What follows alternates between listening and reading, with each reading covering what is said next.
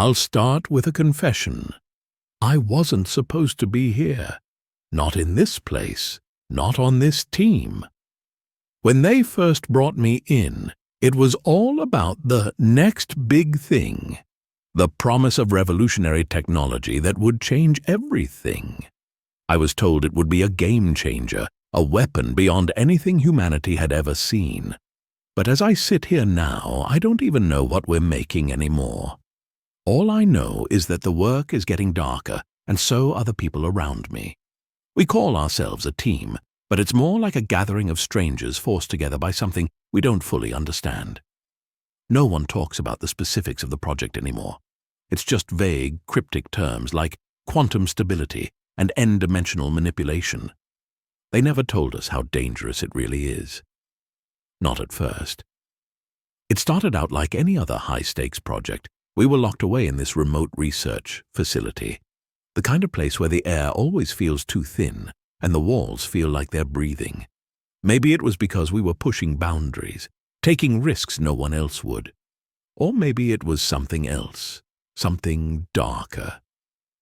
At first, we'd get these small successes, minor breakthroughs that seemed innocent enough. But something started to shift.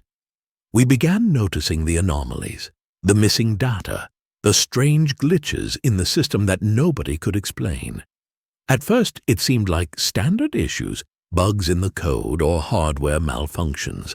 But these glitches started happening more frequently, and they weren't random. It was like the machines were reacting to something, almost like they were being interrupted. Then there were the dreams. I know, it sounds crazy. But you have to understand.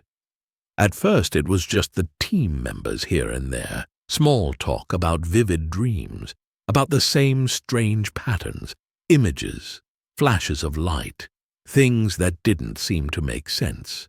But then it started happening to more of us. People would wake up, pale, wide-eyed, not knowing where they were for a moment. That's when we started to feel it, the thing that was watching us.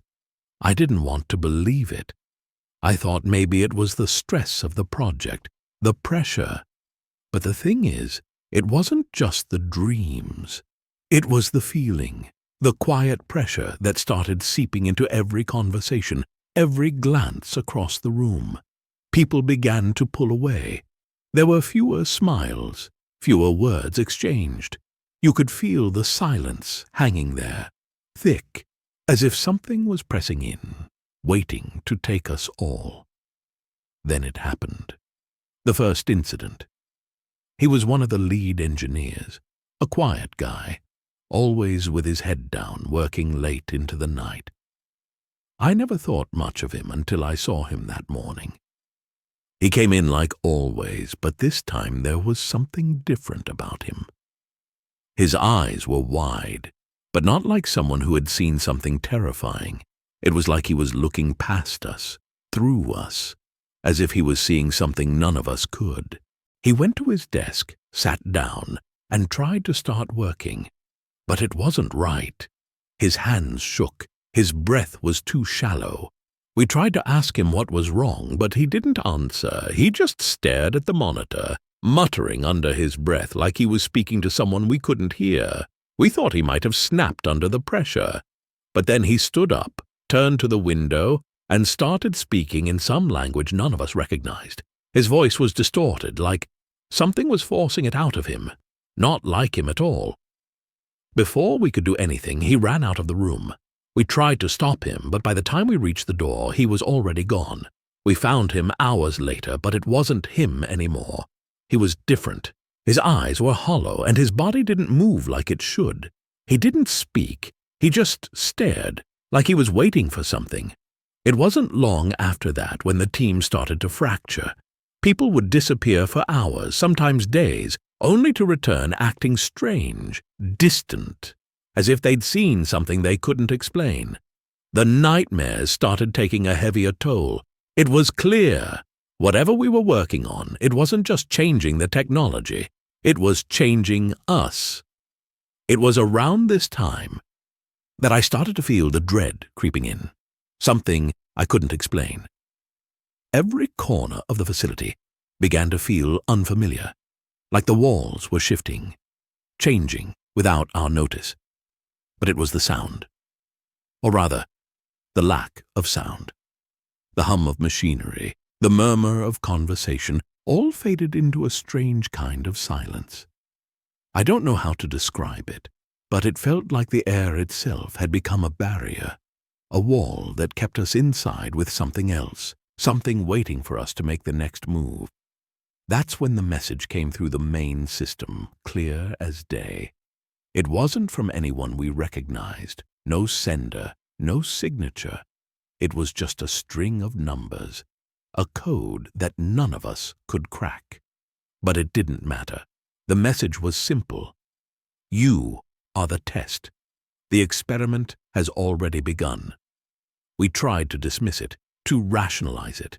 Maybe it was a prank or a glitch in the system. But deep down, we all knew. The project wasn't just targeting us. It had already targeted us. And now we were the ones being tested. I never thought it would get this far. We're all here, trapped together, each of us trying to make sense of what's happening. But no one knows what's real anymore. The team is splintering, and no one trusts anyone. There's something else on this base with us now. We can feel it. It's not human. It's never been human. And now it's reaching out, trying to pull us in.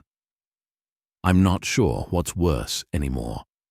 The feeling that we're being watched, or the fact that I can't remember the last time I felt completely alone. There's always someone, always something, just out of sight, just out of reach. And every time I try to convince myself that it's just paranoia, just the stress of working in isolation, the truth becomes clearer.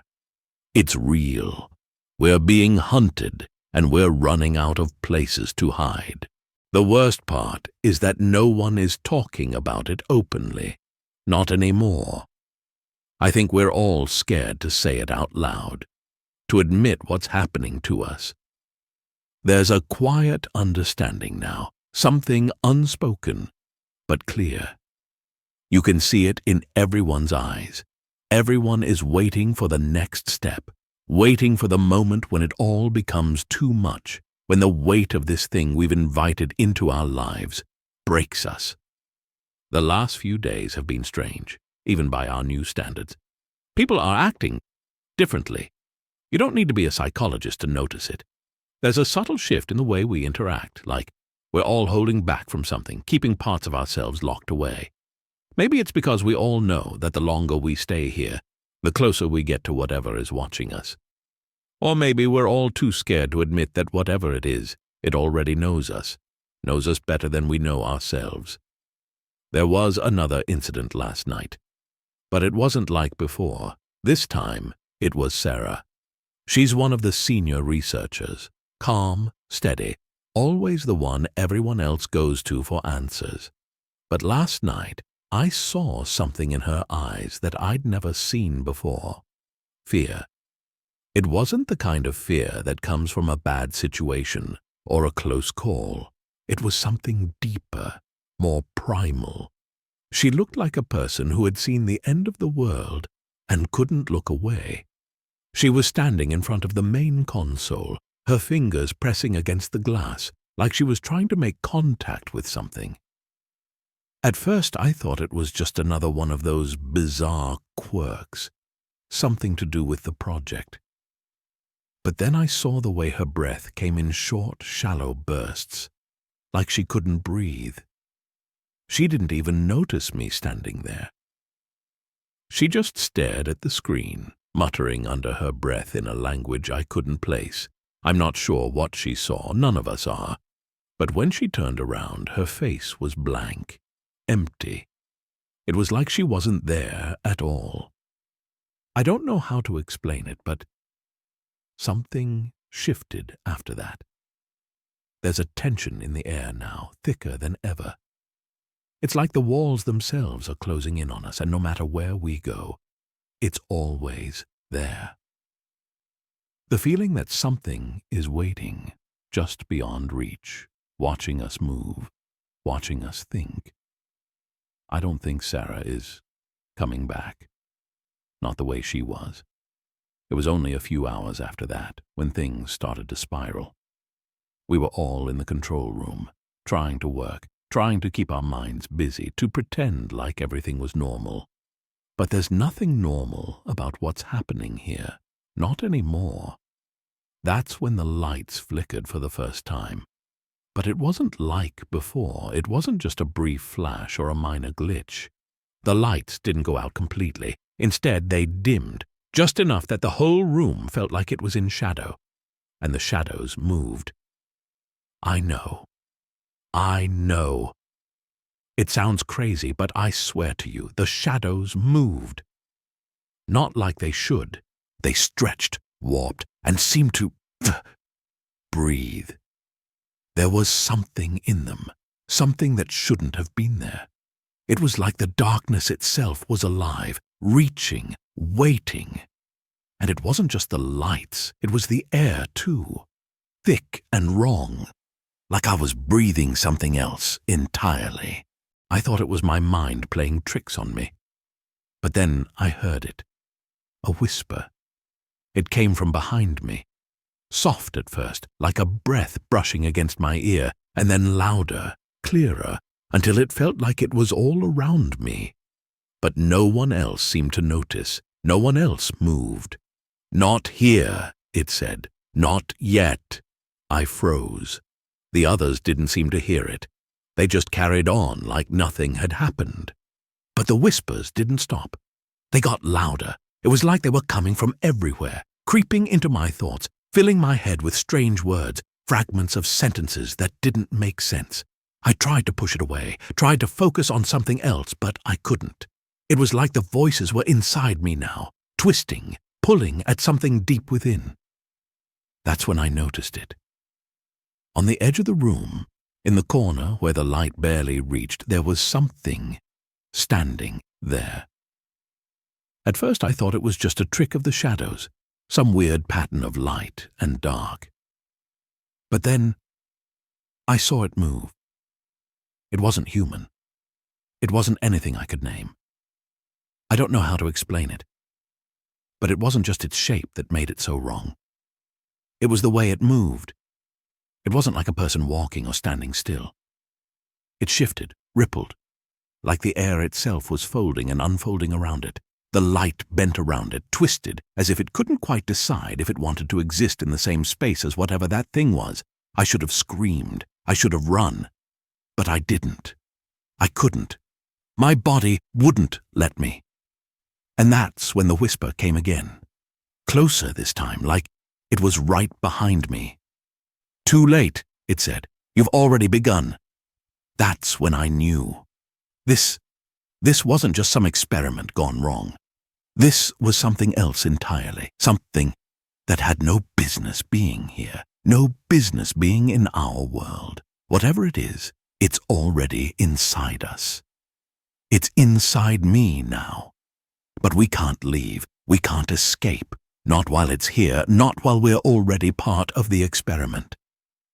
I don't know how much time has passed since I last spoke to you, but I feel like I'm losing track of everything. Days blur together now, and every moment feels like it could be my last. The thing is, I don't even know what to call it anymore. It's not just a shadow or a whisper. It's not even an entity in the way I thought of things before. It's something far beyond that, something that has no name, no origin. It exists outside of everything we understand. And now, we're a part of it. It's hard to explain, but I'll try. Something happened after that night, something that changed all of us. After the shadow, after it moved, people started acting strange. Not just Sarah, though she was the first. I noticed it in all of them. The way they spoke, how they looked at each other like they were seeing something just beneath the surface. The way their eyes would wander, unfocused, like they were hearing something too, but didn't want to admit it. I tried to talk to them, to make sense of it all. But every conversation felt like I was speaking to a ghost. No one was really listening anymore. They were all distracted, lost in their own thoughts, or in whatever was happening to them. There was no comfort in the shared silence, only more of that heavy, oppressive air that clung to everything we said and did. We tried to continue with the work. I think we were all hoping that if we just kept going, just kept pretending like everything was fine, it would eventually make sense. But I knew it wouldn't. We were too deep in it now, and whatever was out there, whatever was inside us, it wasn't going to let us go that easily. The facility began to change too. At first, it was just small things. Rooms that used to be familiar suddenly felt different. Hallways I knew like the back of my hand now felt like they were twisting, stretching in ways they shouldn't.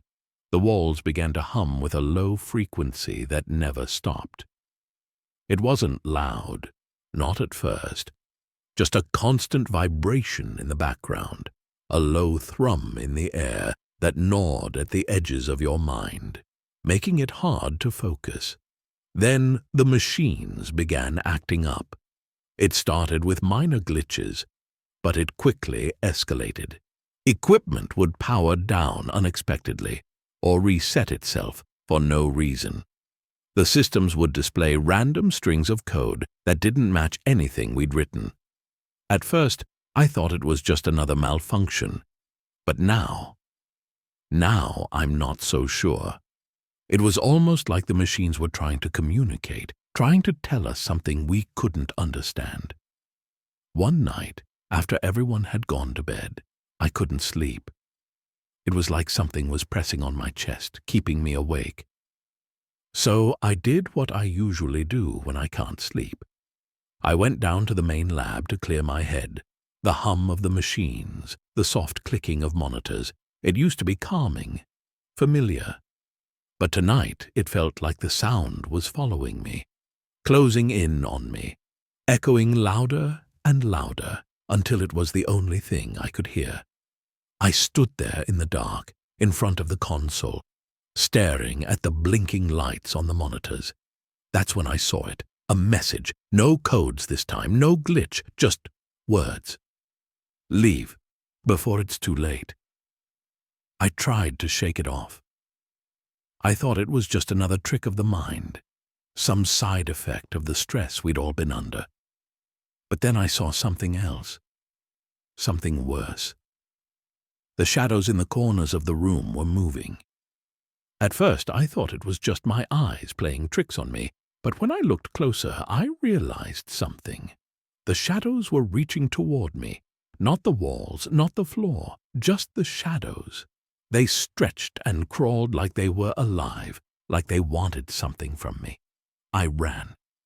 I don't remember how I made it back to my room, but somehow I did. My heart was pounding in my chest, my mind reeling. But when I got there, I wasn't alone. Sarah was standing in my doorway. I didn't hear her come in. She was just there, staring at me with those wide, empty eyes. I tried to speak to her, but she didn't respond. She just stood there, like she was waiting for something. I could feel her presence, the weight of it in the air, like she was no longer the person I knew, like she was something else. And then she spoke, but it wasn't her voice. It was a rasping, distorted sound, like it was coming from somewhere deep inside her, something not quite human. "They know," she said, her voice low, almost like a whisper. "It's already too late." I don't know what happened after that. I think I passed out, or maybe I just froze. When I woke up, she was gone, but the fear was still there. It felt like it was crawling inside me now, burrowing deep under my skin. The worst part is that I don't think we can stop it. The project, the research, the weapons we were developing, they weren't just meant for military use. They were meant for something else, something far bigger, something beyond our understanding. I think I know what's happening now. The project wasn't just creating quantum weapons. It was opening doors. Doors to places we never should have touched. And now, something is trying to come through. Something we can't fight. We're not just part of the experiment anymore. We are the experiment. Every minute we stay here, it gets worse. The facility is shifting. The walls feel thinner, like the world outside is pressing in on us. And the whispers are getting louder. They're coming for us, and they're already inside. I should have left when I had the chance. The signs were all there. The warning, the whispers, the changes in the facility, but I didn't. I stayed. We all stayed. There was no real choice anymore, was there? I don't think any of us could leave, even if we wanted to. Not now. Not with whatever's inside this place, whatever we've let in, lurking in every corner. The days blur together more now. Time feels like it's losing its meaning, and I've stopped trying to track it. There are no more boundaries, no more rules. The place is shifting, changing with every passing hour. Nothing stays the same, and the worst part is that we're starting to change with it. It started with small things. My reflection in the glass of the observation window didn't look quite like me. Not at first. I'd glance at it, just for a second, and notice a shift. It wasn't a big thing, just a slight distortion, like the image was rippling under the surface, but when I stared longer, when I focused, I could see it clearer. The way my reflection seemed off. It was like I was looking at someone else, someone who wasn't me. And the longer I stared, the more it felt like that other person was looking back, waiting for me to look away. I tried to dismiss it at first. Tried to tell myself it was just stress, the lack of sleep, maybe even the residual effects of the isolation. But every time I passed that window, I couldn't stop myself from checking.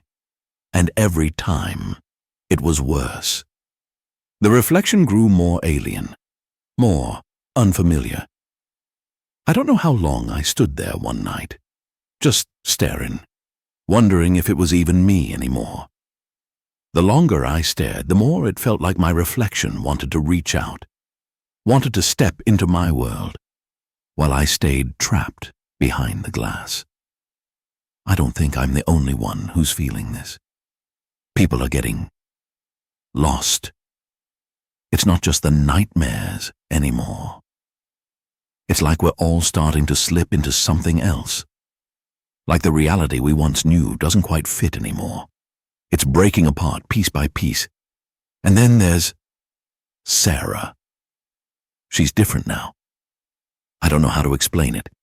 She's not the same person who stood in my doorway that night. There's something else in her. Something more. It's not just her eyes anymore, empty and hollow.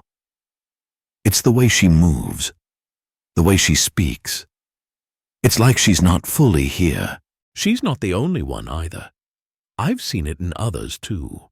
Glimpses of something else in their eyes, the way their movements have become mechanical, like they're on autopilot waiting for something to take them over. I don't think they even realize it. I don't think they even care anymore. I tried to speak to her today, to get through to her, to remind her of who she was. But she didn't answer. Instead, she just stood there in front of the console staring at the screen, as if she was waiting for something. I don't know what she saw. I don't know what any of us are seeing anymore. But when I stepped closer, when I looked over her shoulder, the screen, it wasn't showing anything. No data, no numbers. Just a single word, written in a strange script that none of us could recognize. It was just a single word. Leave. I don't know who sent it. I don't know why, but that was all it took. Something inside me snapped. I think it was the moment I realized that we've been trapped here for too long.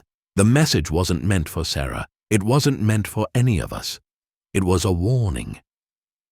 And by the time we figured it out, it was already too late. The door locked behind me when I tried to leave the lab. At first I thought it was just another malfunction, but when I tried to get out, the door wouldn't budge. No matter how hard I pulled, it stayed shut. The others were still inside, oblivious, staring at their screens or walking around in their own worlds.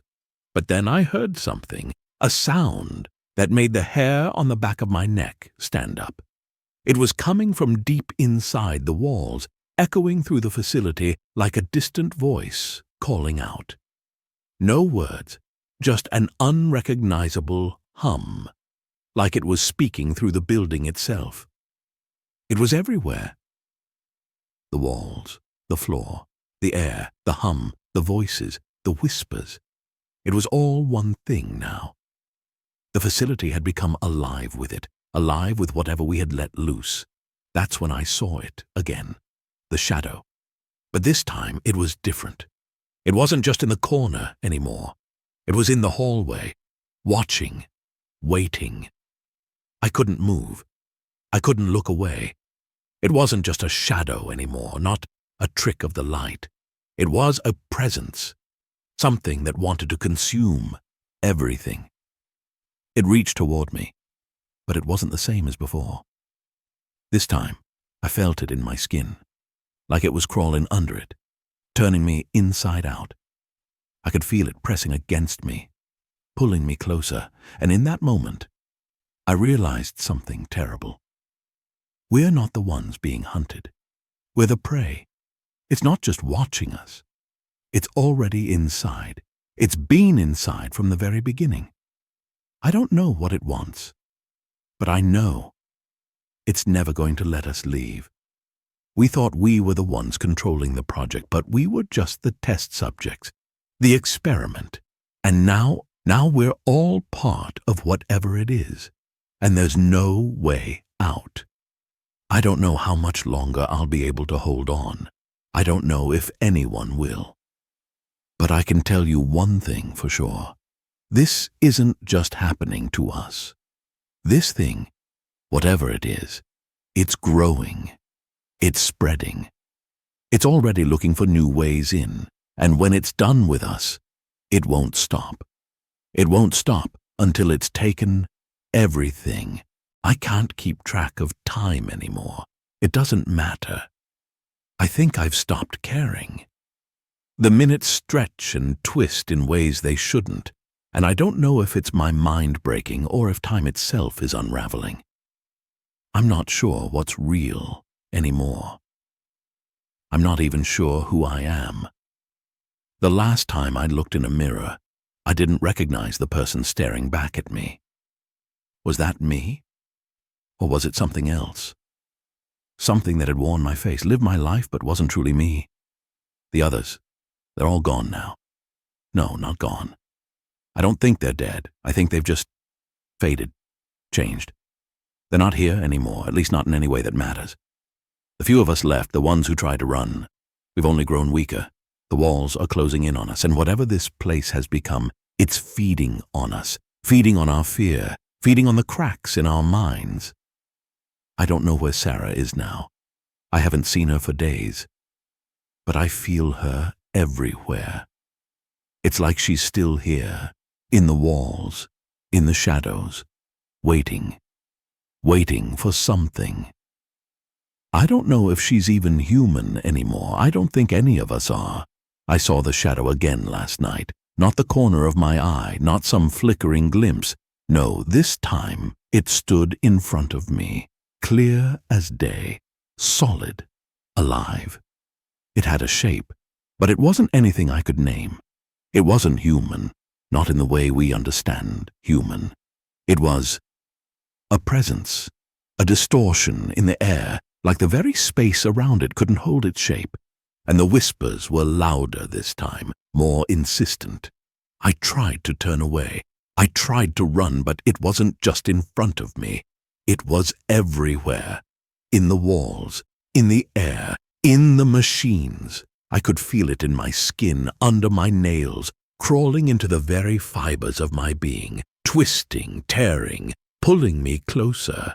The whispers surrounded me, no longer words, but an overwhelming pressure, pushing me toward it. "Come," it said. "You can't fight it. You're part of it now." I couldn't breathe. I couldn't move. I could only stare, paralyzed. As it stepped closer, its form folding in and out of itself. I don't know if it had a face. I don't think it did. But I felt it looking at me. Felt it in my very bones. And it wanted me. Not just to observe me. Not just to break me. It wanted to become me. It was then that I understood the full scope of what had happened to us. To all of us. We had tried to control something we couldn't possibly understand. We had tampered with forces that don't belong here. Forces that exist outside of time, outside of the world we know. And now we were part of it. We weren't just part of the experiment anymore. The experiment had become us. It wasn't just the facility that had changed. It wasn't just the equipment, or the lights, or the air. We had changed. And whatever this thing is, it was inside us, inside everything we had ever built, waiting for the moment when it would make its final move. I can feel it now, this deep, gnawing sensation inside my chest, like my heart is beating in time with the hum of the walls. It's not a sound anymore. It's a presence.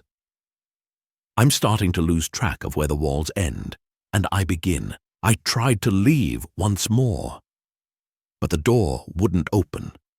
It never opens anymore. I tried to scream, but I couldn't. I couldn't make a sound. It was like my throat had closed, like the very air had been sucked out of me. I could only hear the whispers. And the shadow was still there, watching, waiting. It's always waiting. I don't know if anyone else is left. I don't know if I'm even real anymore. But I feel it. The thing that has been creeping in the corners of my mind. Creeping through my thoughts. It's here. It's here now. We're not being watched. We're not being hunted. We were never the ones in control. We were always the prey. I think I understand now what it wants. I think I know why it's been so patient, so careful. It isn't just waiting to consume us, it's waiting for us to become it. And we will. There's nothing we can do anymore. I'm part of it now.